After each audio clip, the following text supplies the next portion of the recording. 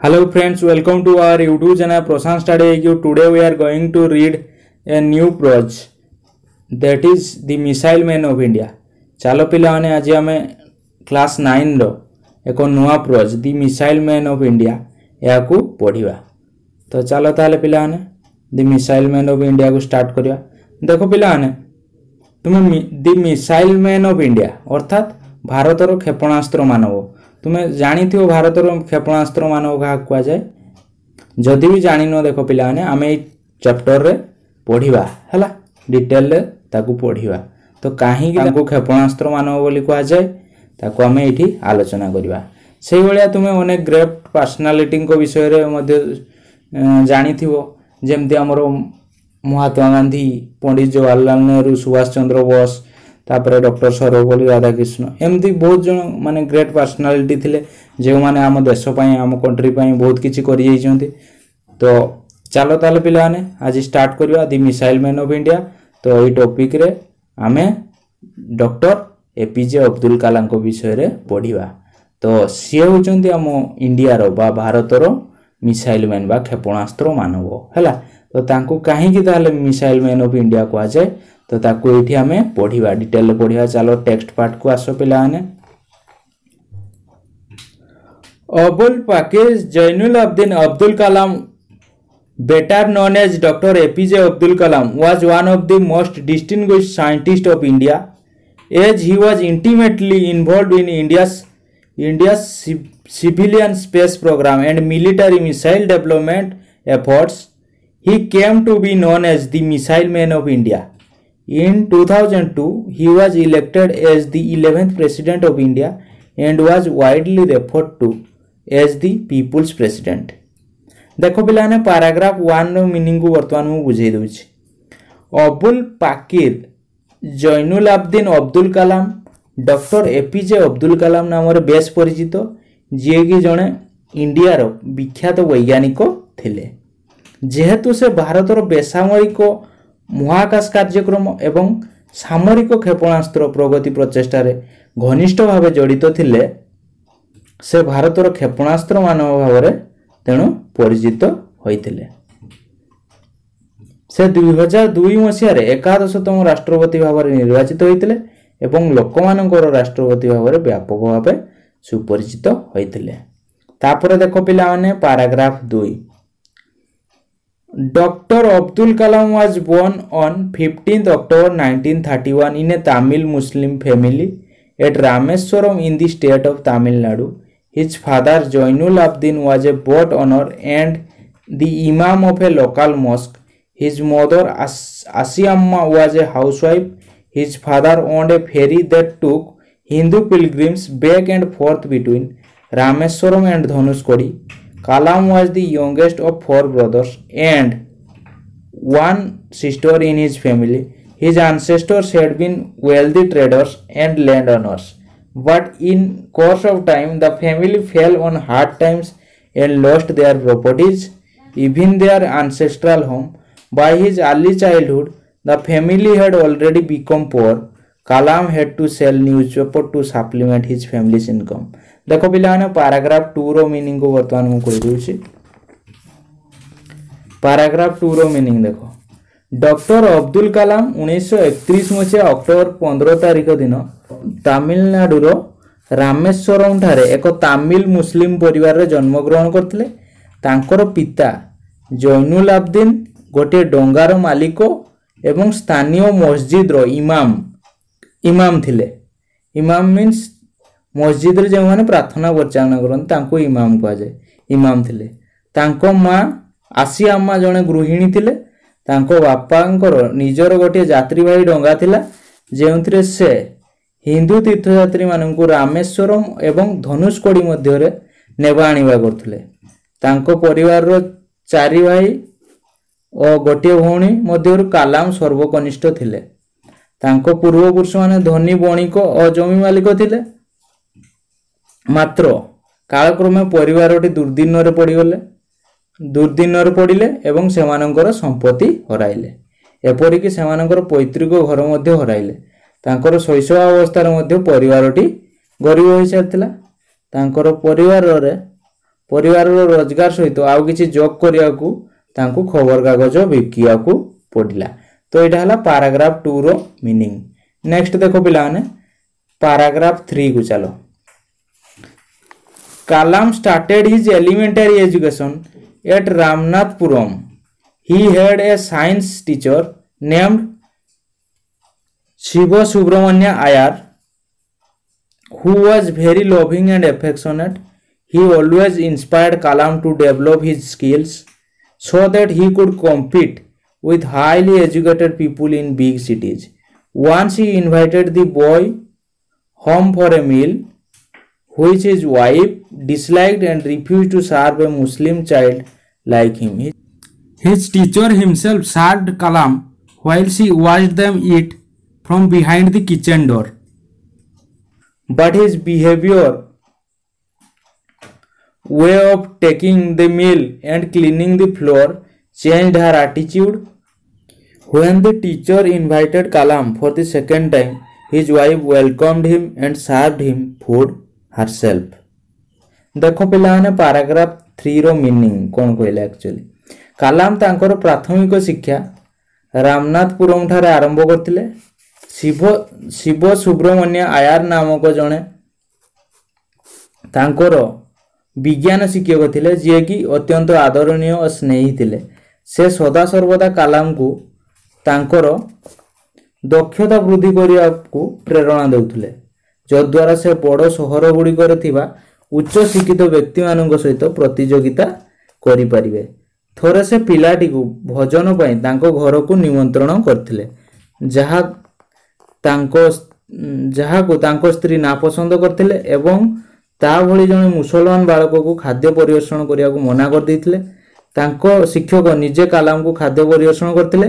जेतेबेले कि से रोसई घर द्वार उढाळ रे रही से माने खाउथिवार देखिले, मात्र तांको व्यवहार मीन्स कलाम को व्यवहार एवं तांकर खाइबा शैली एवं चटाण को परिष्कार करिवा तांकर मनोभाव को परिवर्तन कर देथिला। कांकर तांकर से टीचरंकर स्त्रींकर हला।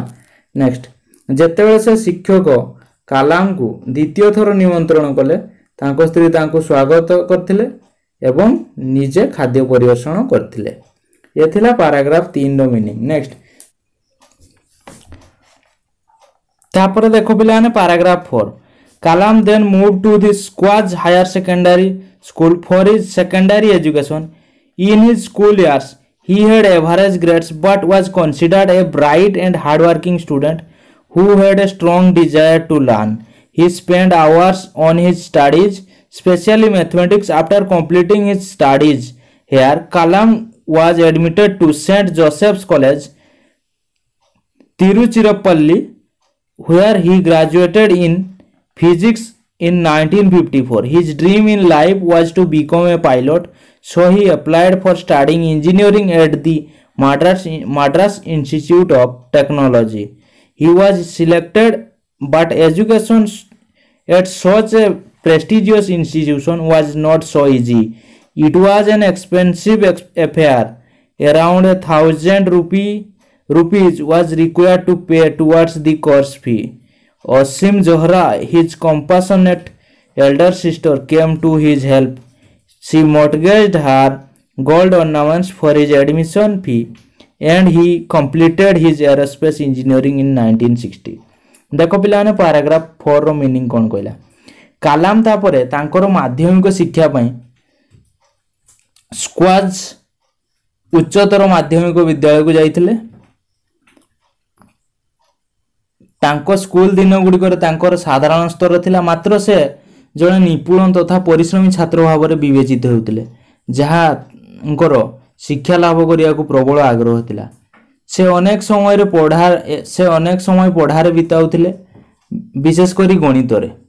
एठारे शिक्षा समाप्ति करी कलाम तिरुचिरापल्ली सेंट जोसेफ कॉलेज रे प्रवेश करथिले, जेउठारे से 1954 मसीह रे पदार्थ विज्ञान रे स्नातक उपाधि हासिल करथिले।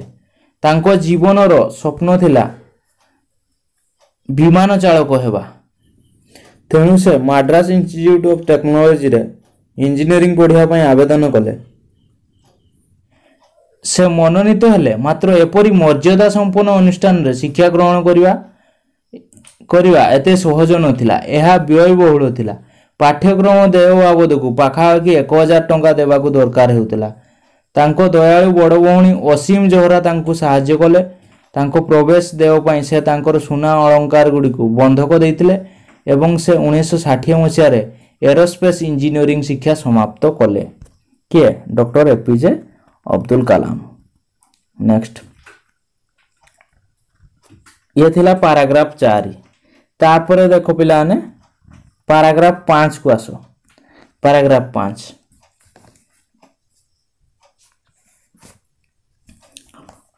तापर देखो कलाम began his career as a trainee at the Hindustan Aeronautics Limited in Bangalore जेटा को आउची HAL देखो ताले कौन हाँ limited in Bangalore now called Bengaluru then he joined the defence research development organisation that is DRDO as a scientist in 1969 he was transferred to the Indian Space Research Organization that is ISRO where he worked as the project director of India's first satellite launch vehicle SLV-3 the purpose of the SLV was to develop the technology to launch satellites.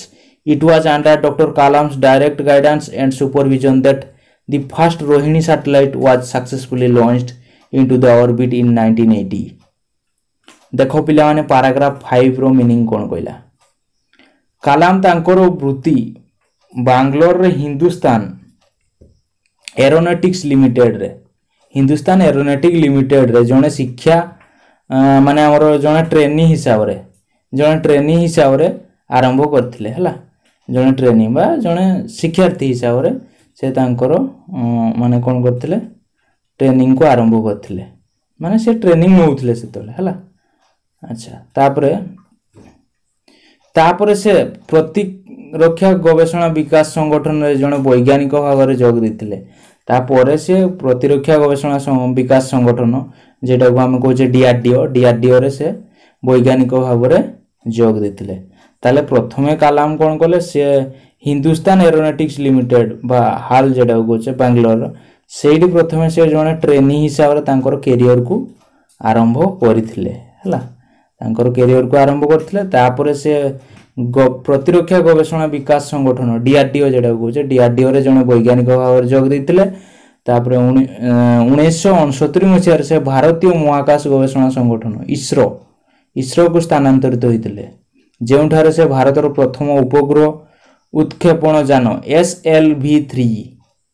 SLV-3 रो प्रकल्प निर्देशक भाव रे कार्य करथिले SLV रो उद्देश्य थिला उपग्रह उत्क्षेपण गाई प्रयुक्ति विद्यार उन्नति करिवा डॉक्टर कलाम को प्रत्यक्ष पथ प्रदर्शन और पर्यवेक्षण बल रे 1980 मसिया रे प्रथम रोहिणी उपग्रह को सफलतार सहित गृह कक्ष को उत्क्षेपण कराइथिला तो ये थिला पैराग्राफ 5 रो मीनिंग तापर देखो पिला ने paragraph 6 after spending 19 fruitful years in the ISRO Kalam return to the DRDO to head the countries integrated missile development programme जेटा को कहछ हमें IGMDP क्लियर एटा मन रखो पिला ने कहछ IGMDP हला next Here he took a leading role in the development of India's missile and nuclear weapons program. The program was very successful. It led to the development of four missiles, namely Prithvi, Trishul, Akash, and Nag. The success of the program made him extremely popular in the country. Hereafter, he was popularly called the Missile Man of India. देखो पिला ने paragraph 6 रो meaning कोन कहला हां देखो पिला ने इसरो रे सफलतार 19 वर्ष अतिबाहित करिया परे कलाम देशर एकीभूत क्षेपणास्त्र विकास कार्यक्रम IGMDP रे मुख्य भूमिका ग्रहण करिया को DRDO को प्रत्यावर्तन करथिले एठारे से भारतर क्षेपणास्त्र और नाभिकीय अस्त्र शस्त्र कार्यक्रम रो विकास रो प्रमुख भूमिका ग्रहण करथिले कार्यक्रम खूब सफल होइतिला एहा पृथ्वी त्रिशूल आकाश और नाग नामक चारिटी क्षेपणास्त्र रो विकास कराइतिला ଏହି କାର୍ଯ୍ୟକ୍ରମର ସଫଳତା ତାଙ୍କୁ ଦେଶରେ ବହୁ ମାତ୍ରାରେ ଲୋକପ୍ରିୟ କରାଇଥିଲା। ଏହାପରେ ତାଙ୍କୁ ଜନପ୍ରିୟ ଭାବରେ ଭାରତର କ୍ଷେପଣାସ୍ତ୍ର ମାନବ ବୋଲି କୁହାଗଲା, ଦି ମିସାଇଲ ମ୍ୟାନ୍ ଅଫ୍ ଇଣ୍ଡିଆ। ତାପରେ ଦେଖ ପିଲାମାନେ paragraph 7 को आसो। In 1998, as the chief of the DRDO, Dr. Kalam supervised the Pokhran 2 nuclear test, for which he had camped in Rajasthan's Thor desert for over a fortnight. The test was hugely successful. According to Dr. Kalam, it was a defining moment in the history of our country. Some years after the test, the missile men of India recollected. Today I remember the hot day of 1998 at Pokhran, 53 degrees Celsius, when most of the world was sleeping. India's nuclear era emerged. देखो पिलाने paragraph 7 रो meaning. 1998 मसीहारे DRDO रो मुख्य Bhavre doctor कलाम पोखरान 2 रो नाभिकीय परीक्षणर पर्यवेक्षण करथिले, जेउथिपाई तांको गोटिए पक्षरु ऊर्ध्व समय पाई राजस्थान रो थोर मरुभूमि रे गोटिए तंबुरे रहिबाकू पड़थिला। गोटिए पक्षरु ऊर्ध्व समय राजस्थान रो थोर मरुभूमि रे गोटिए तंबुरे रहिबाकू पड़थिला बा गोटे कैंप रे रहिबाकू पड़थिला। एही परीक्षण बहु मात्रा रे सफल होइतिला। डॉक्टर कलाम को मतरे एहा आम देशर इतिहास रे एक गुरुत्वपूर्ण मुहूर्त थिला। एही परीक्षणर किछि वर्ष परे भारतर क्षेपणास्त्र मानव मने पकाइथिले।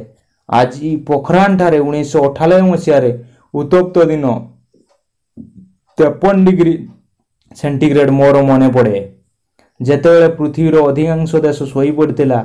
सेही समय भारतर नाभिकीय जुग दृश्यमान होला।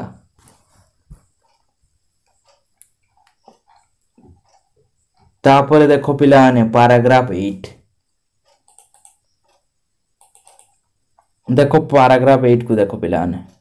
Dr. Kalam was appointed as the chief scientific advisor to the Prime Minister and the Secretary of Defense Research and Development Organization, that is DRDO, from July 1990 to December 1999.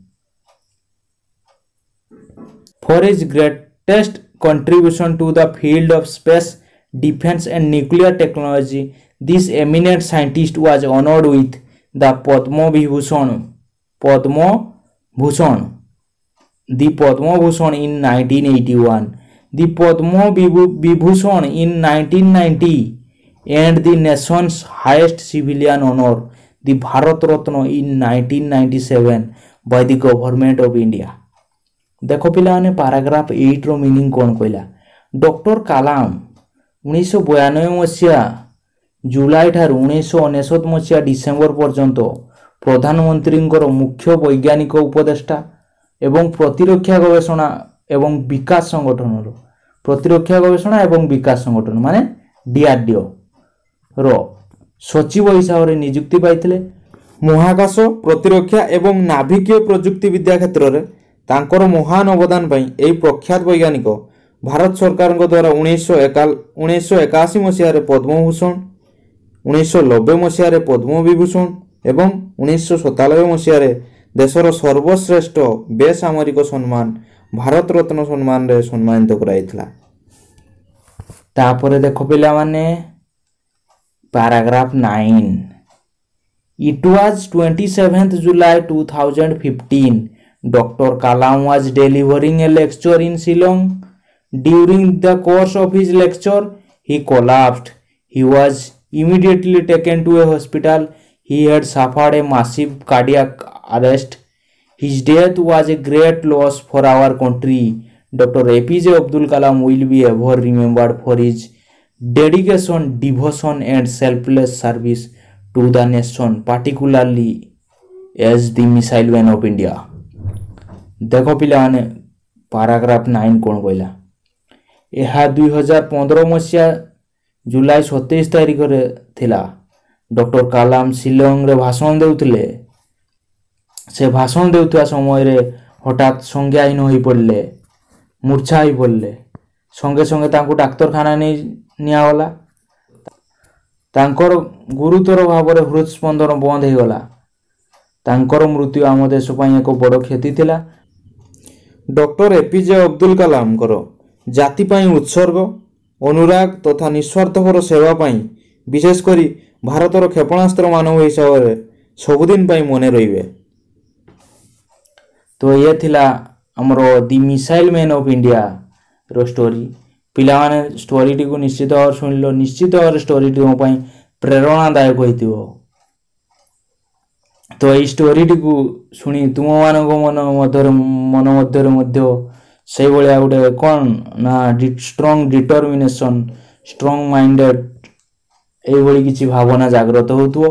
तो तेणु तुम्हें माने स्ट्रॉन्ग डिटरमिनेशन फिक्स करी तुमर लक्ष्य पथरे तुम्हें आग को अग्रसर हो चलो तुम्हें दिन ना दिन गोटे बड़ साइंटिस्ट परिणत हो पार तुमर जहाँ भी लक्ष्य थी तुम्हें ताकू अचीव कर पार। तो ये स्टोरीटा आमको बहुत इंस्पायर करुच्ची आम कलाम को आमर आदर्श हिसाब से मानि था पिलाने।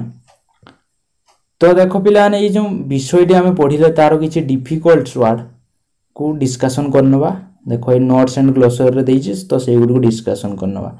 डिस्टिंग्विश्ड माने कोन पिलाने ना very successful and admire by people माने विख्यात बा प्रसिद्ध। इंटीमेटली माने कोन पिलाने क्लोजली। नेक्स्ट होची इन्वॉल्वड माने कोन पिलाने इन्वॉल्व माने होची पिलाने जड़ित बा संपृक्त जेटा लिखा है पिलाने कंसर्न्ड और टेकिंग पार्ट। सिविलियन माने कौन not related to armed force एटा कहया सिविलियन। स्पेस माने कौन पिलाने empty area in the sky महाकाश जेटा कहूँ आम स्पेस जानिचो।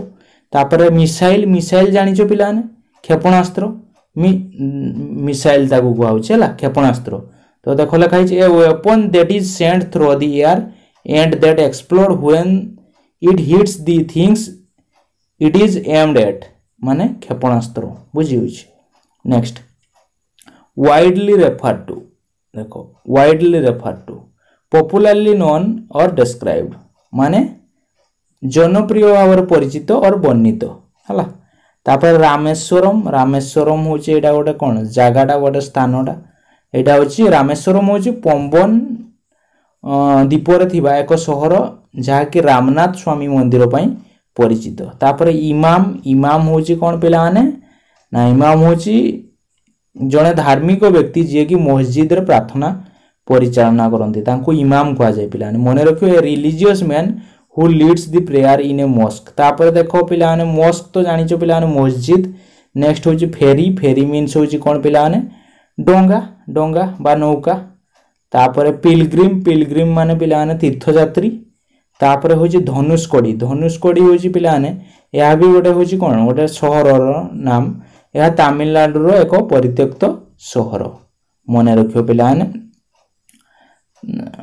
नेक्स्ट होची धनुषकोडी गला आंसेस्टर मीन्स कौन पिलाने पूर्वपुरुष आंसेस्टर कहा जाए। नेक्स्ट होची आंसेस्ट्राल मीन्स होची कौन पैतृक। नेक्स्ट ट्रेडर मीन्स होची कौन बणिक बा व्यवसायी। इन कोर्स ऑफ टाइम मीन्स कौन पिलाने समय क्रमे। नेक्स्ट तापर देखो आउ कौन डिफिकल्ट वर्ड अछि सब को डिस्कशन करबा।